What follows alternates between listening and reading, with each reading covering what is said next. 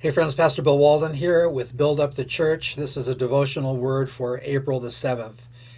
And this is a rather long reading out of the Gospel of Luke chapter 12. Jesus offers up a long discourse here on the danger of being worried about finances and about taking care of one's self. He's not saying that we shouldn't work. He's not saying that we shouldn't be concerned about taking care of ourselves and our family.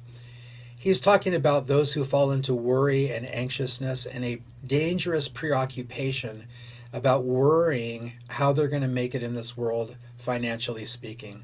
Let me read this long passage to you. It's worthy of just a standalone reading, and then I'll make a few comments at the end. Then one from the crowd said to him, "Teacher, tell my brother to divide the inheritance with me." So someone comes to Jesus and says, I want you to be the lawyer between me and my brother. And Jesus here refuses to get involved. But he said to him, "Man, who made me judge or an arbiter over you?" And then he says this, "Take heed and beware of covetousness, for one's life does not consist in the abundance of the things he possesses." Now apparently this man was saying, I just want justice. Come and be the judge. But Jesus saw through that and he says, no, you don't want justice. You're covetous. You want more than you need or more than you deserve, and you have a greedy heart. You don't have a heart seeking justice. You have a heart that's greedy, and you're coveting things. Then he spoke a parable to them, saying, the ground of a certain man, rich man, yielded plentifully. And he thought within himself, saying, what shall I do, since I have no room to store my crops? So he said, I will do this. I will pull down my barns and build greater, and there I will store all my crops and my goods. And I will say to my soul, soul, you have many good things laid up for many years. Take your ease, eat, drink, and be merry. So this man here, he was a worker, which was good. He had been fruitful, which was good. He had earned much. It seems as though he had forgotten that it's God who brings the rain and brings his rain upon the just and the unjust, just the same. And he gives no credit to God. He's just basically patting himself on the back, and he was worthy of some degree of congratulations, but there's no focus of God, and he's only thinking of himself. And we're back to that idea of covetousness and greed and self-centeredness regarding financial things. But God said to him, and we're in Luke 12:20, God said to him, fool. You don't want God to be calling you a fool. You never want to hear that. You never want to be putting yourself in that position. Fool, this night your soul will be required of you. Then whose will those things be which you have provided? You anticipated having many years of living off the luxury of your produce and what you've earned and the kind of the financial kingdom that you've made for yourself. But you had no thought for eternity, and you had no thought for tomorrow, and you presumed that you were going to just carry on as long as you wanted to. And God says, you're foolish to think that way. You're foolish to live with such an overemphasis on temporal riches and be negligent and ignorant and thoughtless towards eternity. Jesus said, so is he who lays up treasure for himself and is not rich towards God. Much better to be rich towards God.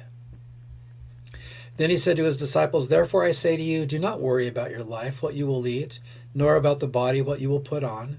And so many people do. They work themselves into stressful, anxious situations. They buy a house where they can afford it, and then they drive 2 or 3 hours to work to pay for the house that they can afford. But they lose family time, they lose church time, they lose mental health time, they lose emotional health time. They have no time to take care of themselves physically. And they work themselves into a stressful mess. Jesus said, life is more than food, and the body is more than clothing. Consider the ravens, they neither sow nor reap, which have neither storehouse nor barn, and God feeds them. We see that all the time. Of how much more value are you than the birds? That's a good question to consider, isn't it? If God takes care of birds that apparently have no thought of him, how much more is he going to be interested in taking care of us who have the opportunity to live for him? And which of you, by worrying, can add 1 cubit or 1 day or one good thing to your life to extend it? If you then are not able to do the least, why are you anxious for the rest? Consider the lilies, how they grow. They neither toil nor spin, yet I say to you, even Solomon in all his glory was not arrayed like one of these. God can do beautiful things with nature, and as the flowers of the field just submit to the creative hand of God, he makes them a beautiful thing. If then God so clothes the grass, which today is in the field and tomorrow is thrown into the oven, how much more will he clothe you, O you of little faith? And Jesus is getting to the heart of the matter. Fear cancels faith. Anxiousness cancels faith. Worry cancels faith. Covetousness cancels faith. But faith will do away with all of those things. And do not seek what you should eat or what you should drink, nor have an anxious mind. My goodness, dear friends, Jesus does not want us to be anxious over life. Responsible, yes, but not anxious, to where we're worrying and needing to take medication to calm ourselves down, or need to have a bit of a substance to take the edge off or something like that. Jesus doesn't want you to live that way. You weren't created to live that way. Whether you're a Christ follower or not at this moment, God didn't create you to live that way. For all these things the nations of the world seek after, all those who don't know God. And your Father knows that you need these things. Please understand that.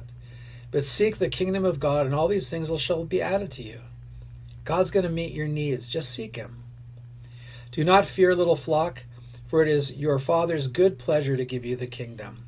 That word little there is kind of in a double diminutive in the Greek language. Do not fear, little flock. You seem so insignificant and you're so few, but God's going to give you the kingdom. Sell what you have and give alms. Provide yourselves money bags which do not grow old. And Jesus is not telling them to actually do this, but to have this mindset. Be willing to give away when a need is there. Provide yourselves money bags which do not grow old. You're investing in eternity, not in mortality. A treasure in the heavens that does not fail, where no thief approaches, nor moth destroys. For where your treasure is, there your heart will be also. It's all about where your heart is. Dear friend, money is not the root of all evil. The love of money is the root of all evil. And also anxiousness and worry and fear. And, if we are not having faith in God, by default, we have to have faith in ourselves. And then we're worrying, we're juggling, and we're playing emotional chess with the world and the stock market and the boss and other employees, and looking at the finances and overreacting and freaking out about life. And that's just not how God created us to live.